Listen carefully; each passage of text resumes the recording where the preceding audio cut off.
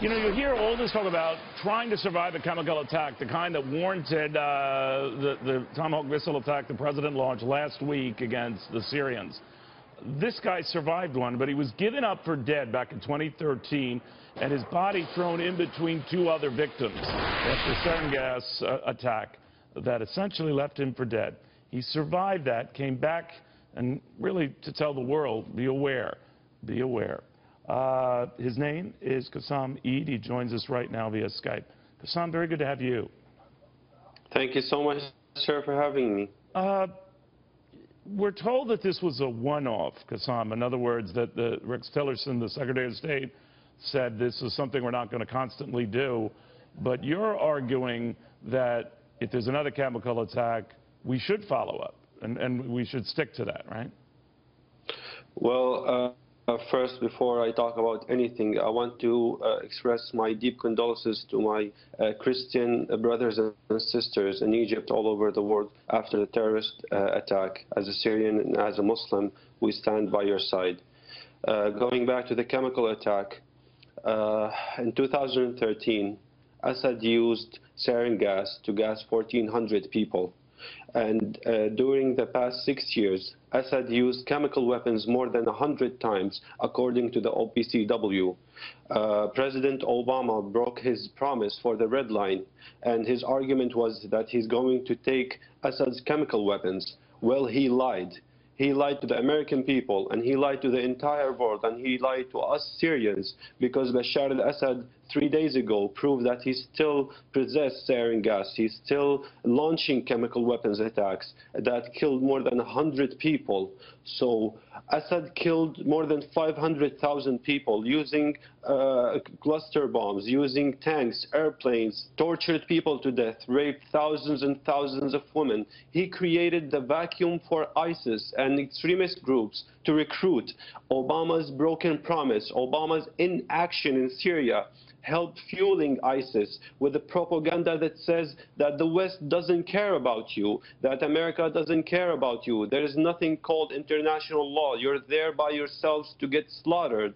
And that made a lot of people, a lot of ignorant and angry people, unfortunately, to join ISIS. If the United States, if the world acted and took out Assad, we would have been living in freedom. They could have saved Syrians from becoming refugees. So you think, Kassem, it's about getting rid of Assad. It's not just about dealing with the chemical, getting rid of, you know, Assad himself. And without doing that, then this is going to keep happening.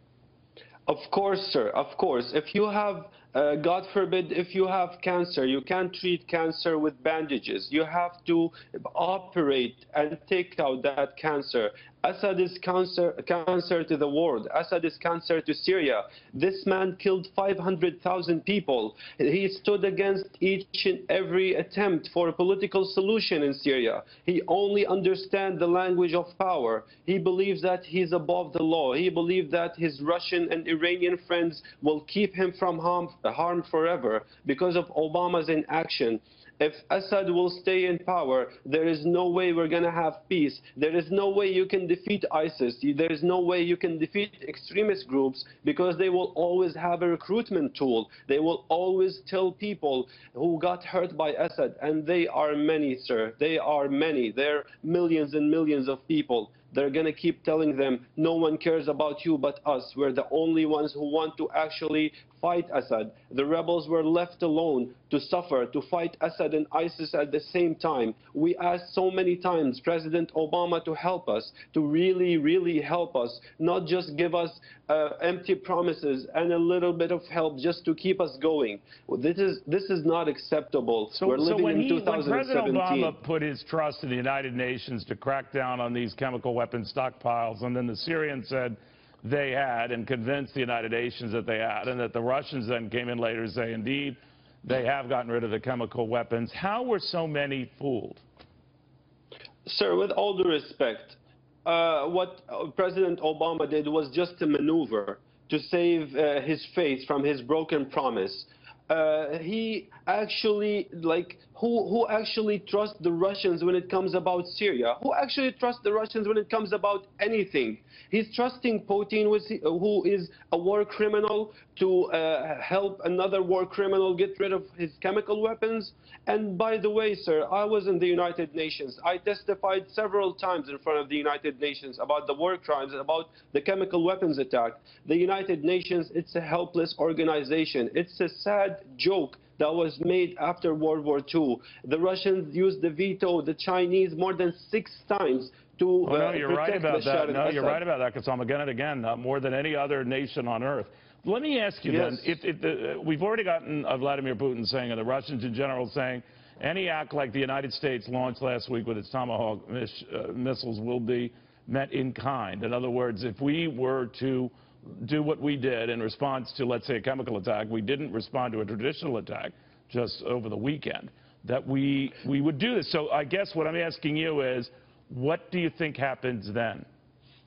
Well, sir, with all due respect, this is the United States of America. The Russians doesn't stand a chance. They just got bigger, and they played the Russian bear during President Obama's term because of Obama's inaction. They had the guts to go in Ukraine, to go in Syria, to promote dictators all over the world, to help the Iranians because of Obama's inaction. But we saw what happened a few days ago.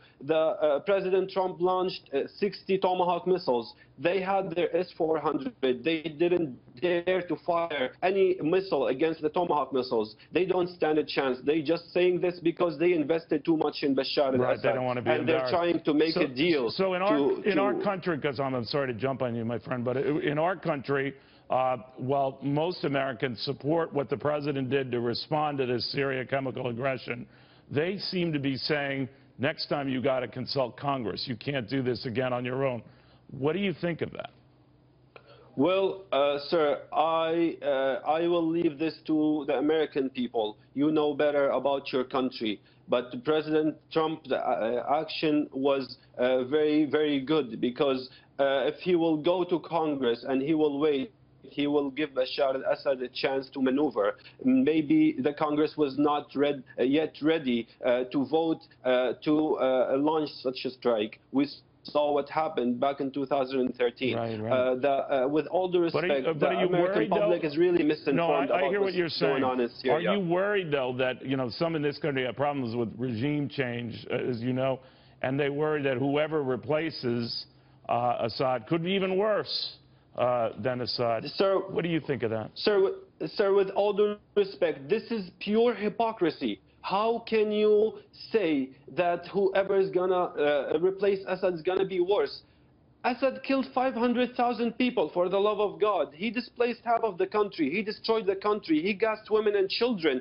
Who can be worse than him? He's worse than Hitler. Who's going to be worse than him? And how can you not give us a chance, just a chance, a fair chance to have free elections and choose our leader by ourselves, by polling, not by electing, not by guns? You should give us a chance. This is the United States. Like, I really, really don't understand how people can be so hypocrite when it comes to this. How can you judge others and not give others a chance to vote while you have this amazing blessing that you get to elect your president? We saw what happened with President Trump. Everyone said that he doesn't have a chance. Everyone said that he's not a good guy, but he won, and he proved to be a good guy. So just like you have this chance, you have this privilege, please help us to get this chance to try to determine our own government. We demonstrated for 11 months peacefully,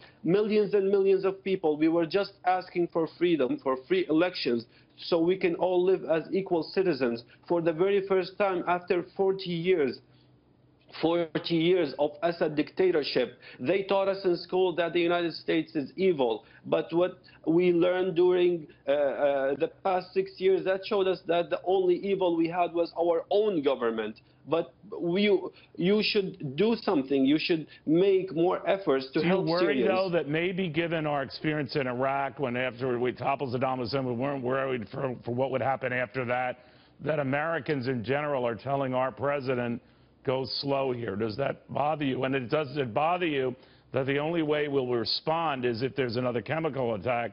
You were quite right to point out the hundreds of thousands killed in traditional attacks, and that we draw the line at chemical attacks? Well, sir, unfortunately, we're paying for other people's mistakes. A lot of people see the Iraq war and Afghanistan war as a mistake. We paid the price for that mistake. Well, in Syria, it's different.